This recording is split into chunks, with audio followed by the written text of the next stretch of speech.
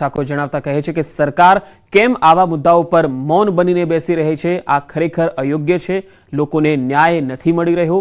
જગદીશ ઠાકોરે ભાજપ અને સરકાર પર પ્રહાર કર્યા। અસામાજિક તત્વો રાજ્યમાં બેફામ બનતા જઈ રહ્યા છે એવું પણ તેમણે કહ્યું। રાજકોટના વિછિયામાં કોળી ઠાકોર સમાજનું મહાસંમેલન છે। બનાસકાંઠાના સાંસદ જ્ઞાનીબેન ઠાકોરે નિવેદન આપ્યું। સરકારમાં બેઠેલા આપના સમાજના આગેવાનોને પણ હું વિનંતી કરું છું। તેમણે કહ્યું, સમાજના નામે જ તમે ટિકિટ લઈ આવો છો, તમારા ગોડફાધરો પાસે ટિકિટ માંગો છો ત્યારે સમાજના મતદારોના આંકડા આપો છો। ચૂંટણીમાં ચૂંટાઈ જાઓ છો પછી કેમ ભૂલી જાઓ છો? જ્ઞાનીબેને આ વાત કહી। 2017માં અને ત્યારબાદ અનેક સમાજો પર ખોટા કેસ થયા છે। એ કેસ પાછા ખેંચાય એ માટે જે પ્રયાસ કરવાના થશે એ પ્રયત્ન કરીશું। પીએસઆઈની બદલી થાય ત્યારે ગામ લોકો તેને વિદાય આપે એ કામગીરી કરી કહેવાય, પણ હાલ તો પીએસઆઈની બદલી થાય તો બુટલેગરો ફૂલહાર કરતા જોવા મળે છે। એમના ગોડ પાથરોને કહેતા હોય છે કે મારા સમાજના આટલા વોટ છે, મને ટિકિટ મળવી જોઈએ, એટલે તો તમે સમાજના આંકડા આપો છો। અને જ્યારે સમાજ ન્યાય માંગે, સમાજ તમારી પાસે વિનંતી કરે અને ચૂંટાણા પછી સમાજ તમને વોટ આપ્યા પછી સત્તાને બેહાડો અને કમસે કમ ન્યાય માટે પણ તમે બોલી શકતા નથી, ન્યાય પણ અપાવી શકતા નથી, તો આવી સત્તા એ હું માનું ત્યાં સુધી એ સત્તાનો કોઈ હું માનું ત્યાં સુધી કોઈ એનો મીનિંગ રહેતો નથી, કોઈ એનો અર્થ રહેતો નથી। ભાવનગરના પાલિતાણામાં જૈન મંદિર પર ડોળી ઉપાડનારાઓ હડતાળ પર ઉતર્યા છે। કામદારોનો આરોપ છે કે શેત્રુંજય પર્વત પર અસામાજિક તત્વોનો ત્રાસ છે અને એસોસિએશન તેનો વિરોધ કરે છે।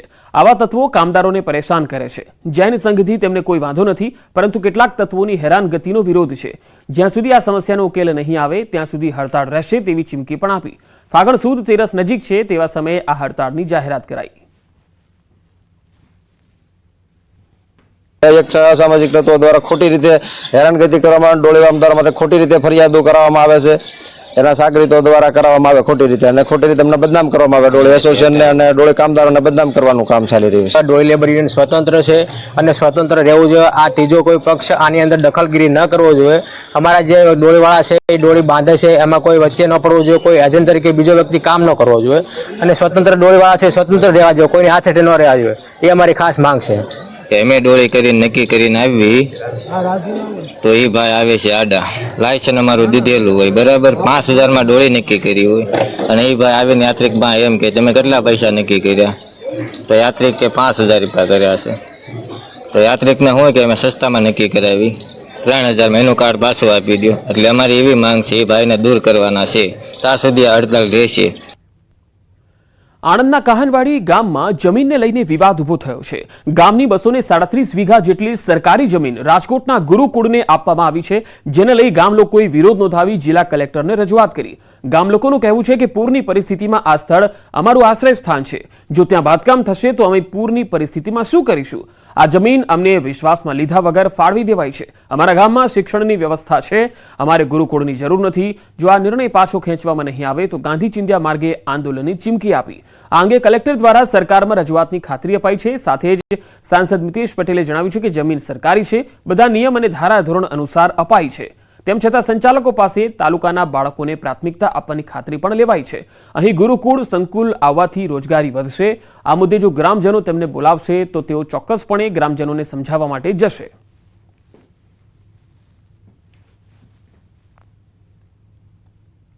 વિરોધ એ છે કે રાજકોટ ગુરુકુળને અમારા ગામને વિશ્વાસમાં લીધા સિવાય 237 વીઘા સરકારી પડતર હતું, એ 237 વીઘા સરકારી પડતર રાજકોટ ગુરુકુળને ફાળવી દેવામાં આવેલ છે।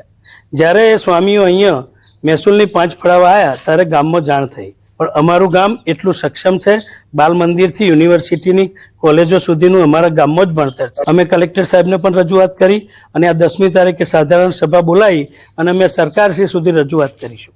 ગામજનોની રજૂઆત આવી છે, ગામજનોની અમુક રજૂઆત ચોક્કસ રજૂઆત સાથે એક રજૂઆત કરી છે જે અમે સરકારશ્રીમાં સાદર કરીશું। લેટરો લખીએ છીએ આપણે, સરકારે ધારા ધોરણ મુજબ ત્યાંની તમારે જંત્રી મુજબ જ જે સરકારના કોઈ નુકસાન ના જાય એ રીતની જમીનની ફાળવણી કરેલી છે। રૂપિયા એ પ્રમાણે લીધેલા છે, એ તો બીજા કોઈ પણ માંગ્યું હોત તો પણ એટલા જ પૈસા ભરાવડાવત, એમાં ક્યાંય સરકારને કોઈ રીતનું નુકસાન થયેલું નથી।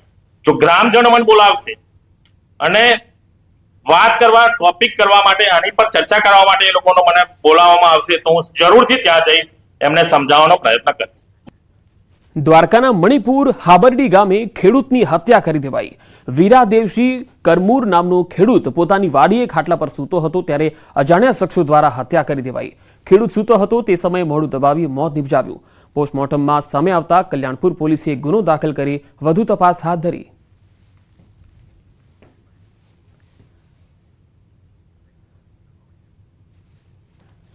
અજાણ્યા શખ્સોએ ગળું દબાવીને હત્યા નિપજાવી. પોસ્ટમોર્ટમ રિપોર્ટમાં આ વાત સામે આવી છે. હાલ સમગ્ર મામલે તપાસ ચાલી રહી છે.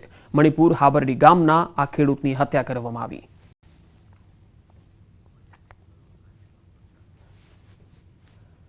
તો અજાણ્યા શખ્સોએ ગળું દબાવી અને હત્યા કરી હતી. હાલ સમગ્ર બાબત તપાસનો વિષય બની છે, કારણ કે આ હત્યા કયા કારણોસર થઈ એ કારણ સામે નથી આવી શક્યું. મણિપુર હાબરડી ગામનો આ ખેડૂત છે. અમદાવાદમાં દારૂની મહેફિલ મામલે 3 આરોપી પકડાયા છે. ઇસ્કોન નજીક દારૂની મહેફિલ કરતા હતા.